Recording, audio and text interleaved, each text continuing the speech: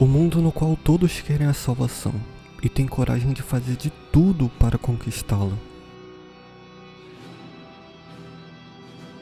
Seja do modo certo ou do modo errado, seja da forma mais rápida ou não, todos querem ter a sua salvação e ninguém se importa de como consegui-las.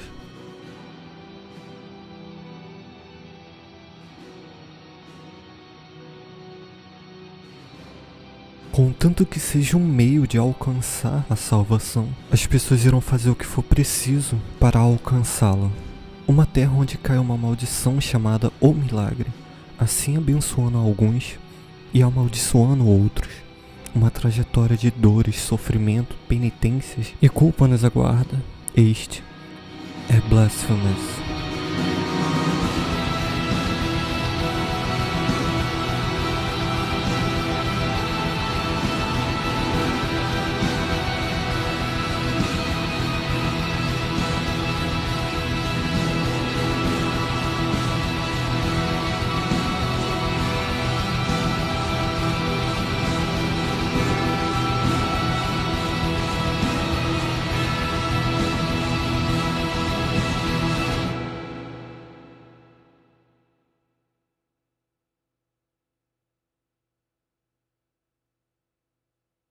Because it is my guilt, I claim you, grievous miracle. Make my chest hurt with regret. Forge your punishment and nail it deep. Shape my guilt once again.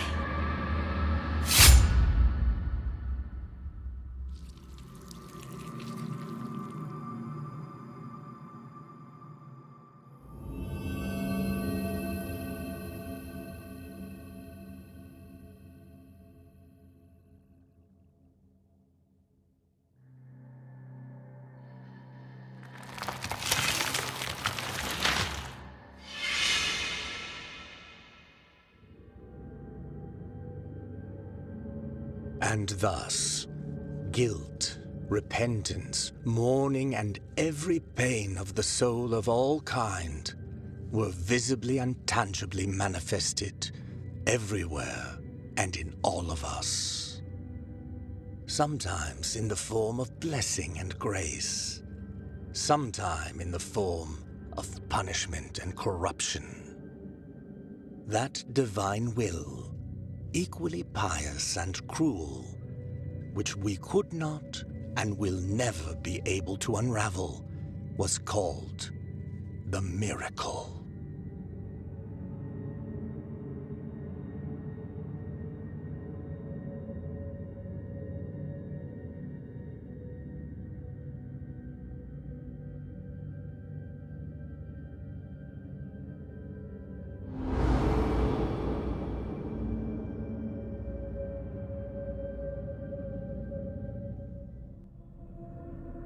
Após o milagre cair sobre o povo, alguns tiveram algumas bênçãos e outros maldições que se manifestaram fisicamente, transformando pessoas em seres muitas das vezes fora da compreensão humana, ou longe de qualquer coisa já conhecida pela humanidade, seres que vagam pela terra sem qualquer objetivo senão a salvação.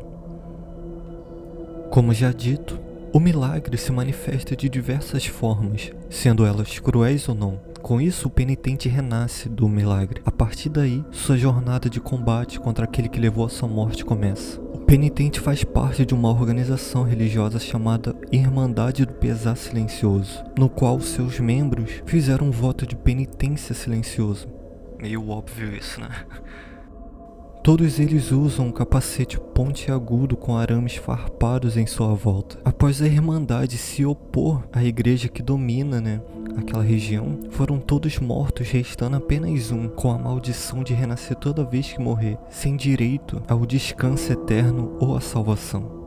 Vale lembrar também que, por conta do milagre, as pessoas acabaram ficando corrompidas e por conta disso, a igreja também. Então inveja, raiva, ódio, pessoas sendo julgadas a fogueira, sendo mandadas, pra fogueira, fez com que a Irmandade fosse contra a tudo que a igreja estava fazendo. E por conta disso, o líder da igreja decidiu eliminar todos eles de uma vez por todas. Logo depois que o massacre acontece, o penitente renasce mais uma vez. Vale lembrar que o milagre é algum tipo de poder que tem vontade própria. Ele que quer fazer algo bom ou quer fazer algo ruim. Nunca se sabe. Mas enfim, continuando. O jogo conta com um rico cenário pixelizado que mostra a grande dedicação dos desenvolvedores em fazer o jogo. Tudo é relativamente ligado. O jogo é cheio de referências ligadas ao catolicismo, porém tudo ali é indiferente. E é isso que me fez achar esse jogo incrível. Cada personagem ali tem suas referências, às vezes muito óbvias e outras não. Sendo assim, tudo fica à mercê do jogador interpretar o jogo. E claro, eu vou falar sim o que eu consegui interpretar do jogo, mas isso fica mais pra frente. Mas voltando à arte pixelizada do jogo, deixando claro que eu adoro esse tipo de arte, então não tem como deixar isso passar, né? Todo o cenário do jogo foi inspirado principalmente na arquitetura da Sevilha, isso na Espanha. Não tinha como esse lugar não ser tão certo para um jogo que aborda a religiosidade, né? Somente o cenário já consegue demonstrar a atmosfera do lugar. O jogo sempre tem um clima mais sombrio e para todo lugar que você vai, parece que a agonia e o sofrimento te persegue. Mas tudo ali tem sentido, nada está fora do seu eixo, tudo tem o seu significado no cenário, como se fosse propositalmente feito para aquele lugar, para aquela sala. Um pequeno detalhe, mas que tem uma finalidade, fazendo com que a gameplay seja algo que fique gravado em nossas mentes. Mas quem manja de construção de cenário, desenvolvimento de jogos, sabe que todo o cenário do jogo é impressionante. O que os desenvolvedores fizeram foi algo muito incrível. E pelo jogo ser totalmente pixelizado, que fez o jogo parecer algo simplesmente incrível. Não tem nem como descrever o jogo. Mas enfim, voltando à história. Depois que o penitente mata o guardião, ele coloca o sangue dele no seu capacete e se banha com o sangue dele. Logo depois do penitente derrotar o guardião, ele então sai do lugar onde iniciamos o jogo e o penitente encontra Deogracias. Esse cara também é um penitente. A penitência dele é sempre escrever tudo o que o milagre faz, como se fosse um escritor de um livro e uma bíblia, algo do tipo assim. A vida dele é só essa, escrever os eventos do milagre. Ele fala para o penitente sobre uma relíquia sagrada chamada o Berço da Aflição, que o penitente deve encontrá-la e para ser digno dela, ele terá que passar pelas 3 humilhações para ser aceito. E antes do penitente sair na sua jornada, ele também dá um espinho ao penitente, e lembre-se muito bem desse detalhe, ele vai ser muito importante lá na frente. Então depois que tudo isso acontece, o jogo finalmente começa. Passamos por diversas masmorras, salas e mais salas, até finalmente chegar aos chefes e depois disso alcançarmos as 3 humilhações derrotando eles. E depois de conseguirmos as 3 humilhações, a gente pode entrar nas Mães das Mães, a catedral onde o Berço da Aflição está, junto de Scriba, o chefe final do jogo e responsável pela morte do penitente e sua irmandade. Tá bom, vamos fazer uma pequena pausa na história porque até aqui já rolou bastante coisas e tem muitas coisas pra falar do jogo ainda, então vamos bem devagarzinho. Então vamos falar de cada um dos chefes do jogo porque eles têm muita referência bíblica, coisas também relacionadas ao catolicismo e eu acho muito legal e interessante eu pegar e falar sobre eles. Mas em questão de inimigos só vamos focar nos chefes porque se eu sair falando sobre todos os inimigos do jogo, as origens, os desenvolvimentos, isso iria dar um vídeo muito difícil para me fazer. Mas deixando claro que as interpretações dos chefes é a minha opinião e pode ser que algumas coisas não estejam certas, mas como eu disse, é só minha visão em relação aos chefes, nada demais. Tem coisas que eu pesquisei bastante em relação ao jogo, chefes, então tudo ali vai ser com base das minhas interpretações também. O primeiro boss do jogo é encontrado logo no início onde acordamos. A luta com ele é bem simples e não tem desafio nenhum em comparação aos outros chefes do jogo. Ele usa o candelabro como arma e usa uma roupa com uma máscara de ferro. E tem 2 coisas que eu pude perceber de onde eles tiraram a referência do chefe. Como eu já disse, o jogo nunca fala diretamente as coisas, ele deixa tudo pro próprio jogador interpretar por si próprio o jogo. Após derrotarmos o guardião, o penitente tira o capacete e enche de sangue do guardião e derrama todo o seu sangue em sua cabeça. Trazendo isso para o lado mais bíblico, eu vejo isso como uma referência a João 19, versículo 34, onde a passagem fala que Jesus teve seu corpo perfurado por uma lança em suas costelas, assim derrubando sangue e água do seu corpo.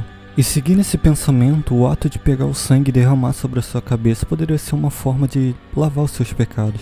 Ou esse ato foi apenas uma forma de ilustrar a história do penitente. Se banhar com o sangue do inimigo poderia ser uma forma de batismo, de honra ou algo do tipo. E essa cutscene só acontece só com esse boss, não vai ter em outro lugar e é só com ele.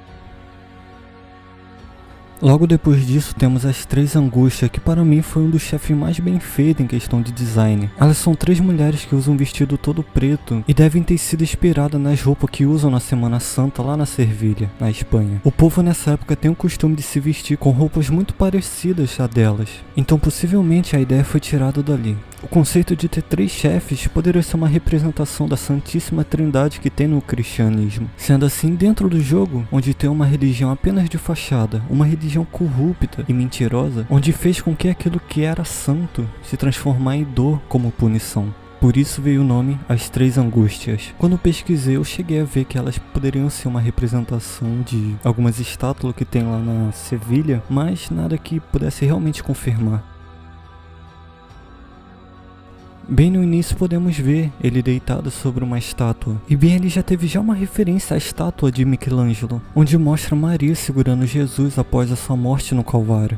E o nome do boss Tem Piedade, ou Tenha Misericórdia, ou quem sabe Seja Misericordioso, pode ter a ver justamente com o que aconteceu com o boss. Mas olhando mais para o lado da referência da estátua de Michelangelo, eu vejo que a referência também pode ser mais uma passagem bíblica, que fica em Lucas 23, versículo 34. Onde Jesus, crucificado no Calvário, pede para Deus perdoar o povo que o crucificaram, pois eles não tinham noção do que eles estavam fazendo. Então a partir daí que talvez o nome do boss foi feito. O chefe, quando era ainda humano, era constantemente assombrado pelo milagre. Após ele ficar muito exausto, ele dormiu na estátua onde encontramos ele. Porém, quando ele acordou, o milagre tinha transformado ele em um demônio misturado com planta, um ser que só sabe o que é raiva e ódio. A mente humana ainda habita dentro do corpo onde ele está. E toda vez quando o corpo dele acorda, a mente dele dorme, fazendo ele ter sonho do que está acontecendo fora dele. E toda vez que o corpo dele dorme, a mente dele acorda, fazendo ele perceber que ainda está dentro do bicho. E assim seguindo uma punição sem fim. Nossa Senhora do Rosto Carbonizado. Esse boss teve um tema diferenciado dos demais. Na sua juventude, ela era uma jovem muito linda, a ponto de todos olharem para ela como uma divindade. Escultores usavam ela como modelo na época, de tão grande que era sua beleza. E por conta disso, ela acabou não aguentando todo aquele endeusamento das pessoas e por fim decidiu queimar o seu rosto em óleo fervente. Com isso, o milagre decidiu abençoar, ou quem sabe amaldiçoar, né? O milagre fez com que o rosto dela ficasse sempre queimando. O rosto dela ficou com rugas naturais de velhice, mas mesmo assim continuava queimadora como se fosse algo recente. As pessoas viram isso como um milagre e fundaram uma organização religiosa em seu nome, onde as freiras que quisessem seguir ela deveriam queimar o seu rosto da mesma forma que a jovem fez. O boss teve como tema a imperfeição, o ato que acontece muito no catolicismo, onde as pessoas se veem imperfeitas ou dignas de Deus. O ato da jovem de queimar o rosto para deixar de ser considerada uma divindade porque ela considerava apenas Deus como o ser que deveria ser digno de tal honra, mostra fielmente como era mais ou menos esse tipo de punição que os católicos usam em si mesmo. Sobre o Andrews, eu não consegui achar nada de relevante em relação a esse chefe. Ele é só uma pessoa que após a morte da sua irmã não aguentou e acabou enlouquecendo e não superou o trauma. E por conta disso ele fica discutindo e conversando com o vento. Ele protege a entrada da Mãe das Mães e na sua luta ele acaba tendo a ajuda da sua irmã, mas como foi falado eu não consegui achar nada de relevante disso, então é isso, ele é maluco e pronto, acabou. Melquiades ou Melquiades foi um chefe que eu nem precisei pesquisar muito a respeito, pois só de vista já deu para identificar algumas referências relacionadas ao boss. O nome Melquiades veio de um papa que na sua versão espanhola teve o seu nome trocado para Melquiades, mas o nome certo é Miltiades, que foi o 32º papa da sua época. O design do boss é baseado no Santos da Catacumbas, onde ele é um esqueleto cheio de joias e ouro no seu corpo. Já as suas roupas são destinadas a autoridades religiosas, ou melhor dizendo, os papas. O boss sempre faz uns sinais de dedos cruzados, se não me engano aquilo dali é um sinal do catolicismo, usado para invocar o poder de Cristo para a proteção de mal, algo assim. E o design tem muita semelhança com a pintura de Valdes Leal, onde tem um papa deitado sobre um caixão. Já na minha humilde opinião, o boss representa o que vimos hoje nas religiões do século. Uma autoridade religiosa cheia de riquezas, a caveira sendo representada por alguém morto, alguém que serve a Deus, mas por dentro é uma pessoa totalmente contrária. E as mãos erguendo o boss poderia ser o povo que segue um profeta falso, um povo cego que irá cair na perdição se continuar adorando alguém morto.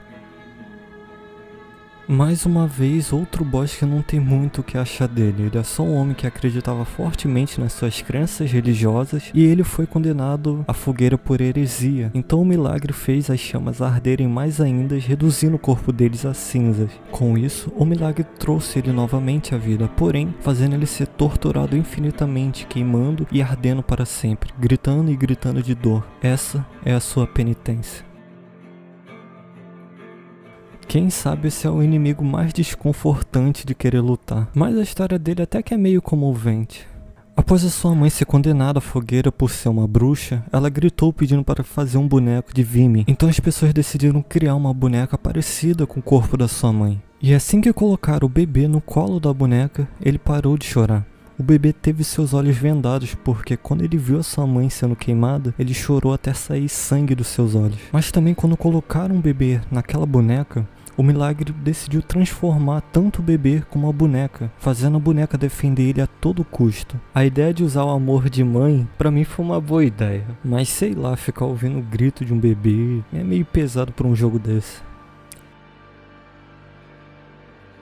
E por fim tem a Crisanta, ou Crisanta, sei lá o nome dela. Eu também não consegui encontrar nada relacionado a ela, nada que seja relevante. Ela é só um dos boss finais, né, do jogo. É uma das mais difíceis também. Ela é uma cavaleira que protege diretamente o escribá. Ela também é uma penitente. E a penitência dela foi perder a visão. Ela também ajudou na destruição da Irmandade do Penitente. Então podemos dizer que a luta deles praticamente é um acerto de contas. E depois que a gente derrota ela, ela acaba fugindo e não vimos ela mais no jogo.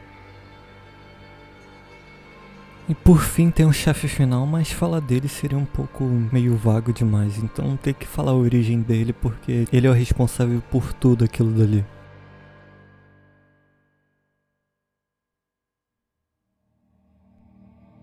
Muito tempo atrás, Escriba era o líder da sua congregação. Depois de muitas orações e clamor para o milagre das pessoas, o milagre praticamente não escutou nenhuma delas e por conta disso, Escriba disse ao povo que o milagre tinha abandonado todos eles. Por conta disso, Escriba decidiu deixar o seu cargo de líder da igreja e entregou na mão das pessoas que quisessem, suceder ele.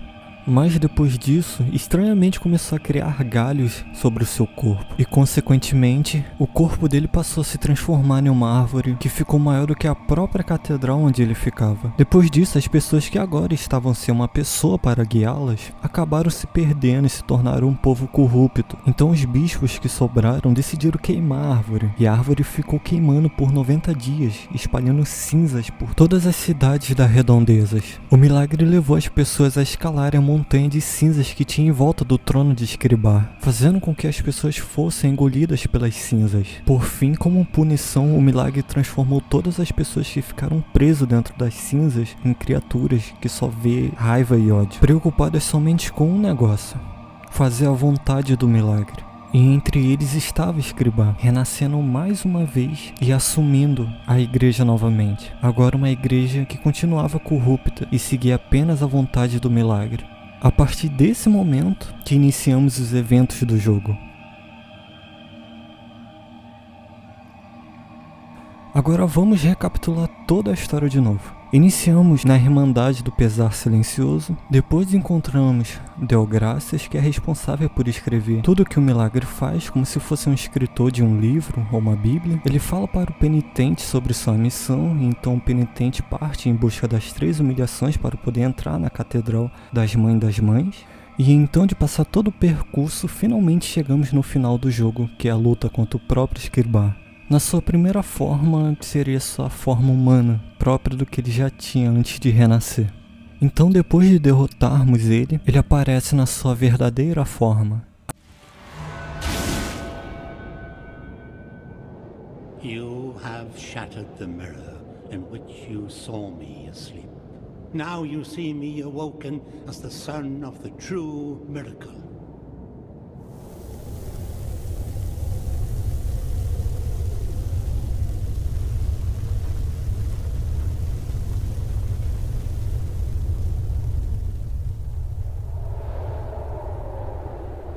Agora, como último filho do milagre.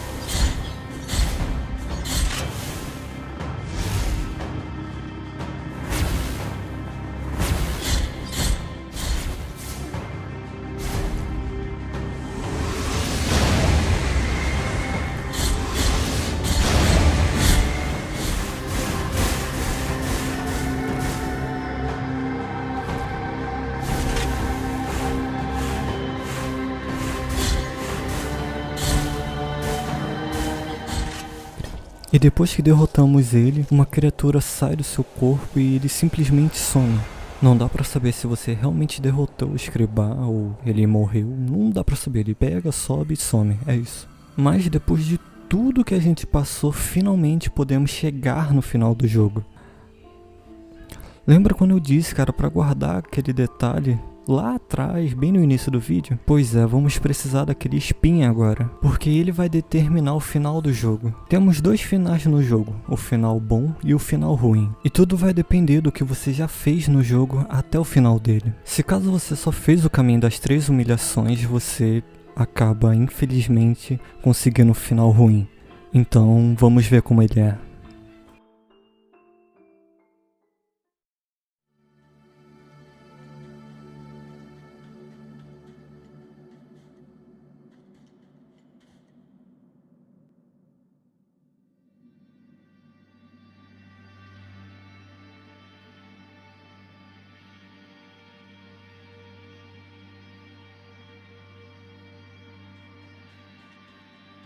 You have freed His Holiness from his afflicted torment, and now he walks by the old processions on the other side of the dream.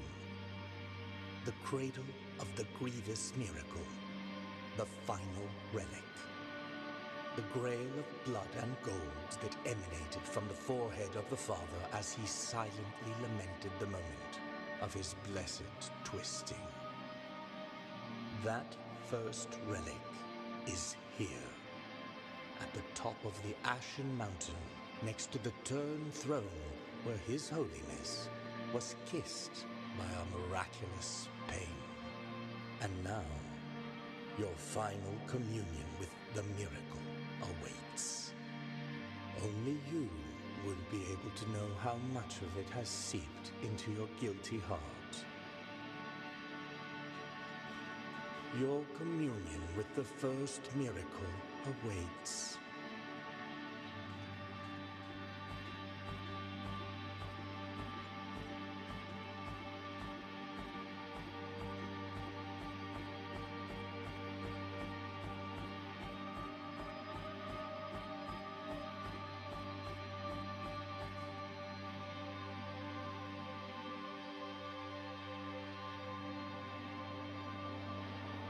Mountain of ashes that swallowed up sins and sinners alike has had no mercy on you either.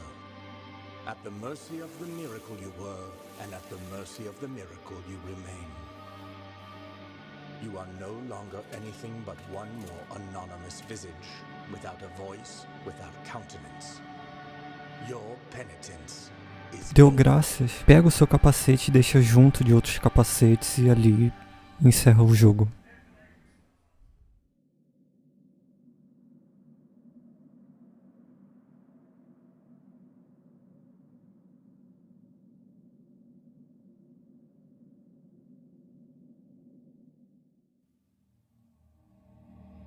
Agora, se você lutou contra todos os chefes do jogo, o espinho irá crescer, então você será digno de subir a montanha.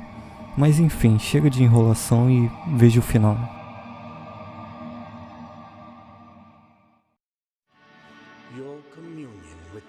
utmost miracle awaits.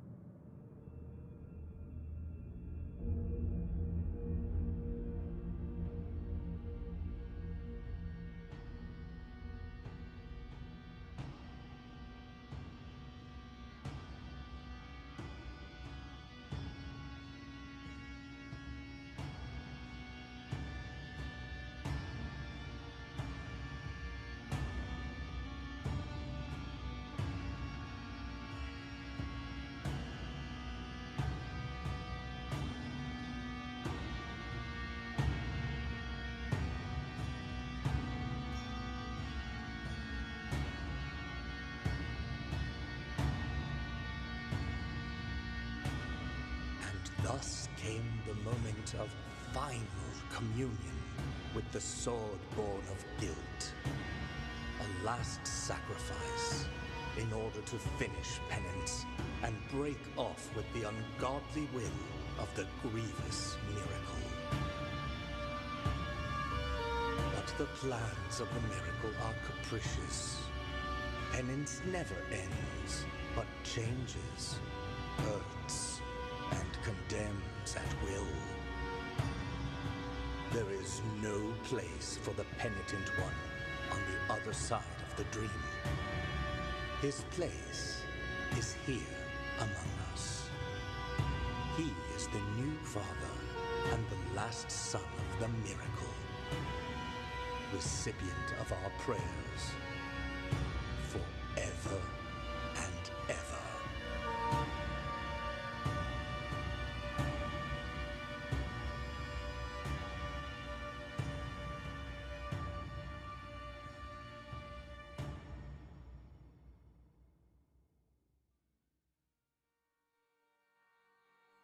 Então, é isso. Finalmente chegamos ao final do vídeo. O penitente se torna o novo filho do milagre, assim como Escriba.